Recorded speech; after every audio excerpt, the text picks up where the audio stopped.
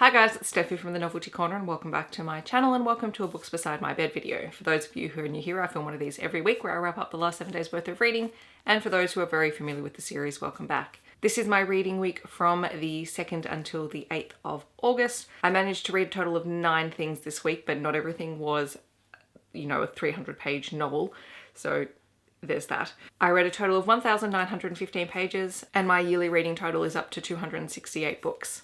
Sorry, my hair's going to keep getting in the way. For everyone who has been following along, I have been continuing the MCU watch along with my book club. We watched Guardians of the Galaxy 1 and 2 this week. I also rewatched Speed because I needed a comfort movie during the week, and apparently that was it. I don't know, maybe I have weird choices in comfort movies, but that movie actually made me feel a whole lot better about everything that's going on. So this was our first official week of stage 4 lockdown here in Melbourne, and it's been interesting. So this is it was our first week of curfew week, which doesn't really mean much for me because I would normally not go out anyway after a certain time, but I think there is a very big psychological difference between having the choice and choosing not to take it and not having the choice at all, and it just somehow messes with your mind. So if I'm a little bit flat today, it's because I think this week is just starting to sink in. But I had a really good reading week. I really enjoyed what I was reading and I can't wait to talk about the books with you. All right, the first book that I read this week was Maddies Comeback by Anita Heiss.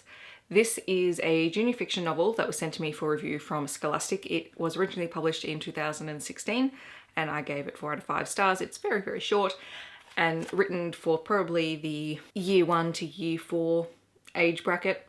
And this is set in Sydney and it is about Maddie, who is a young Indigenous boy and he loves playing football, and in Sydney that means rugby. I have to clarify that because in Melbourne football doesn't mean rugby. He is a massive, massive South Sydney Rabbitohs fan, as is his whole family, and he dreams of one day playing for them. He puts a lot of time and effort into being a great rugby player with his local football team, and he's the star scorer until an accident takes him out of the final game for the season in the finals, and he's really disappointed by this.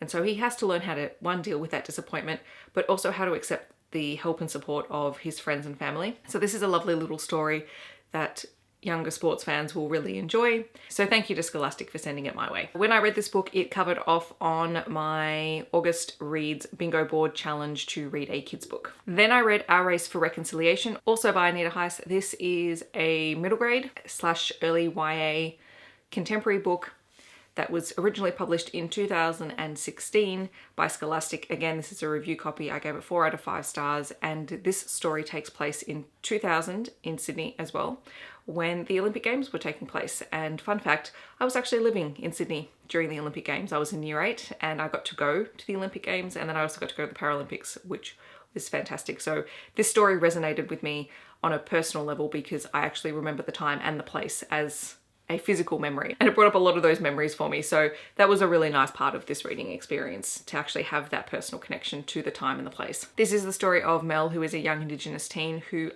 is a keen runner. It's her favourite thing. She's very good at it. She participates in a lot of athletics competitions and she does really, really well. Her hero is Kathy Freeman, and when Mel finds out that Kathy Freeman is actually coming to her school to talk to her school, she is beyond excited. So part of the story is how Mel copes with that and how she pushes herself to achieve her dreams. The other part of the story is how her family participates in the 2000 Corroboree Walk, or march across the Sydney Harbour Bridge, and it brings up a lot of her family's history, their connection to the stolen generation, how it has affected her family since then, and their connection to their culture and their people. And it was just beautifully wound up in this story of Mel's desire to be the best possible runner that she can be. She's a very strong character, so definitely worth checking out. For my Read August bingo board challenge, I read this for the square to read a middle grade book. Then I read The Erasure Initiative by Lily Wilkinson. This is another review copy, this time sent to me from Alan and Unwin, and I was participating in the blog tour for this on Saturday, so my review for that is up on my blog. This is a 2020 release from Alan and Unwin. It is a Love Osway suspense thriller type story, and even more than that, it's an ethical thriller, which I love. I love anything that calls into question those ethical concerns. And I was talking to some people on Instagram who were asking about content and potential triggers and things like that for the book. So I suppose off the bat what I'll say is there is definitely violence and gore and death because it's a thriller and there has to be some high stakes. There are also some mildly steamy scenes, and I suppose I say mildly because I now read adult romance, so I didn't actually notice those scenes. I actually read over them and it didn't read like anything to me, but if that is something that you don't like in your YA books, then keep that in mind. This is the story of a girl who wakes up on a self-driving bus with 6 other strangers. She doesn't know where she is, she doesn't know how she got there, and she doesn't remember her own name. And the only reason she has a name to put to herself is because everyone on the bus is wearing a name tag. Her name tag says her name is Cecily, and she's not even sure that she can trust that. After everyone wakes up, they begin a series of tests, and they're those very ethical tests like the trolley problem, where you have to choose between 2 really bad situations. And the stakes become higher and higher and more dangerous and slightly more deadly. It's up to Cecily and one of the other passengers that she meets to try and uncover who is behind this and what is the purpose of the tests. And I would really, really like to talk about the ethical components of the problem in this story, but that would be a big, massive spoiler. I really enjoyed it. It really made me think, and it does bring up a lot of those things that, you know, you have to stop and think about. This one I highly recommend. And I read this for my Read August bingo board challenge to read a young adult book. I also read The Hero of Nambani by Nikki Drayden. This is part of the Overwatch book series. I think this is the first one that's been released. Again, this is a review copy from Scholastic, so thank you very much to them. It is a 2020 release from Scholastic. I gave this one 4 out of 5 stars as well. It was nice to read a middle grade science fiction book, and if you're wondering if I was reading through all of my review copies this week, I was trying to do that. So some of them had deadlines. This one I was part of an Instagram tour on Friday, so there is a photo up on my Instagram page. But this follows Effie, who lives in the African city of Nambani, and there everyone sort of lives in peace with these humanoid robots called Omnics. And Effie is a very keen builder. She's kind of genius level in the fact that she's able to come up with these designs and put them into practice, and she does a really fantastic job with it. But when the villain Doomfist reappears and starts wreaking havoc on the city, Effie knows that she needs to take matters into her own hands, and she manages to get her hands on one of the city's security robots, but she gets sort of an older model that's been decommissioned. And she tries to get this security robot up and running, and it is not without its problems, and it in fact causes a lot more problems for Effie than it may be even have been worth to have this security robot around. But eventually Effie learns how to deal with sort of that criticism and that focus on her. She begins to work on Erasure, the robot that she has created, and then adventures follow. So I am not familiar at all with Overwatch, but this was really fun to read. It's always really nice to find middle grade science fiction, and I read this for my Read August bingo board challenge to read a free choice pick book. The last kids middle grade book that I read this week was When Rain Turns to Snow by Jane Godwin. This is a 2020 release from Hachette. I gave it 3.5 out of 5 stars. It was a review copy that I had on NetGalley.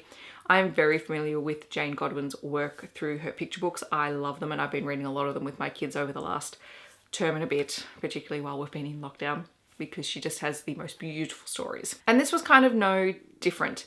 I probably don't enjoy them as much as her picture books, but I think there was a lot going on in this particular story. So we open with Lissa, who is our protagonist, and she lives with her mother and her brother. Her parents are separated, her mother has started dating someone, her father has remarried, and they're about to and he and his new wife are about to have twins. And so you automatically have this set up where Lissa is trying to figure out her place in the world and in her family, because she is, I think she's 14 in this book. She comes home from school one day and no one else is home, but she discovers that there is a 13-year-old boy camped out on her porch with a baby who is unwell.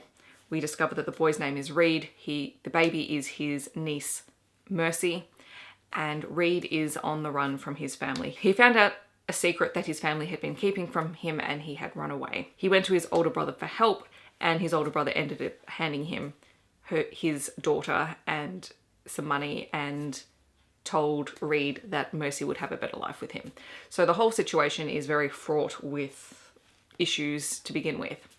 But Reed has particularly come to Lissa's house because he believes that he has some connection to Lissa's mother from an old email that he had found at home. And so the two try and work out what this connection is, and meanwhile Mercy continues to get sicker. These two teens don't really know what to do, but they don't want to get the authorities involved. And it sort of continues from there. So it's quite a deep story. And then alongside that, you also have the story of Lys's brother, who is going through some really horrible cyberbullying as well. So there's a lot of things happening, and it's a great story. And once I got really into the book, I felt a lot for Lyssa and Reed and for Mercy. But I think at times there was possibly too much going on, and it's probably definitely a book for older middle grade, younger YA readers, because there is a lot happening. I'm very eager to try some of Jane Goldman's other novels. Okay, so that is the end of my kids section. The next book I read was Slave to Sensation by Nalini Singh. I'm actually not going to review this book in this video because I'm going to do a separate video. I have decided to do a reread of the Psy Changeling series, and each book is going to have its own video whenever I read it. So I did start off with Slave to Sensation, which was originally published in 2010 by Galance. It is the first book, obviously, and I gave it 4 out of 5 stars on reread. This was my first time reading it in physical form, and I've talked about this series a lot anyway. So this video will be going up some point this week, so stay tuned. I read this for the Read August Bingo Board Challenge to read a book by your favorite author, and Nalini Singh is easily one of my favorite authors. The next 2 books I read were Only for Your Touch and Only for You by Naeem S. Simone. These are books 2 and 3 in the Lick series, which is a erotic romance novella trilogy. I had read the first book ages ago, I think for Smartathon, and I decided just to finish off the 2 books in the series. They both came out in 2016 by Entangled Publishing. I gave them both 3.5 out of 5 stars. Only for Your Touch follows Sasha and Corinne. Basic premise of this series is that each of the heroes in the 3 books are co-owners in a very popular bar called Lick. The main bar is sort of exactly that. It's a very exclusive bar, and then the upstairs component is an aphrodisiac club. Sasha is the hero. He is a former mob member like all of the other heroes in the series, and he's gone on the straight and narrow by owning the club and doing all the work with his 2 friends. Corinne, however, comes into the bar one night and everyone recognizes her because she is the daughter of one of the other local mob bosses who has just been arrested, and she has not been getting particularly good press because she had no idea about her family's business. And so she's found out, and now the entire media is crucifying her. The 2 of them connect. Sexy times ensue. Go for that. It's literally 122 pages, so it's not overly complex, this story. Similar premise for Only for You. However, this time it is a second chance romance between Killian, who is the 3rd partner in the bar, and he sort of runs security for the bar as well. The second chance romance is between him and Gabriella. Gabriella was his girlfriend of about 2 years back when he was still running with the Irish mob, and she actually called the police on him and had him sent to prison. And we find out the reason why she did that in the story. However, he's holding a grudge. So when they see each other again for the first time, things do not go particularly well, and they come to a deal. Sexy times ensue, and that's basically the story. This one is even shorter than Only for Your Touch. They were just fun, entertaining reads to read, and because they were so short, I could sort of fit them in after watching a movie or after a long day when I just didn't want to spend time digging into a really complex story. The final book that I read this week was Diamond Fire by Ilona Andrews. This is book 3.5 in the Hidden Legacy series. It was originally published in 2018 by Avon Impulse, and I gave it 4.5 out of 5 stars. This is set between the first trilogy in the Hidden Legacy series and the second trilogy.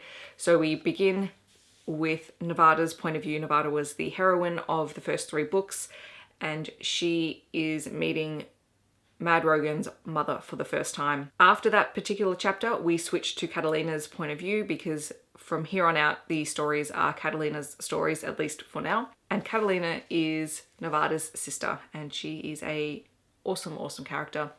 And the second book in her trilogy has just been released and is on my way to me. So I'm very excited because I wanted to reread the series before I get to the most recent book. In this particular novella, Catalina is in charge of helping to prepare Nevada and Mad Rogan's wedding. She is also given the task by Mad Rogan's mother to find a missing tiara that has been worn by the women of House Rogan in their weddings for generations, and it's gone missing and she's not happy. So Catalina begins to investigate members of Mad Brogan's family and discovers some particularly unsavory things in their histories, which is highly entertaining. Catalina is a fantastic character. She's my favorite in the Hidden Legacy series, so this was just a delight to dive back into. So those are all the books that I have read in the last 7 days. In the comments below, let me know if you have read any of these books or if you have plans to do so, or feel free to let me know what you have been reading. I hope you've been reading some wonderful things. I hope that wherever you are in the world, you are staying safe and healthy, and I'll catch you guys in my next video. Thanks so much for watching. Bye guys.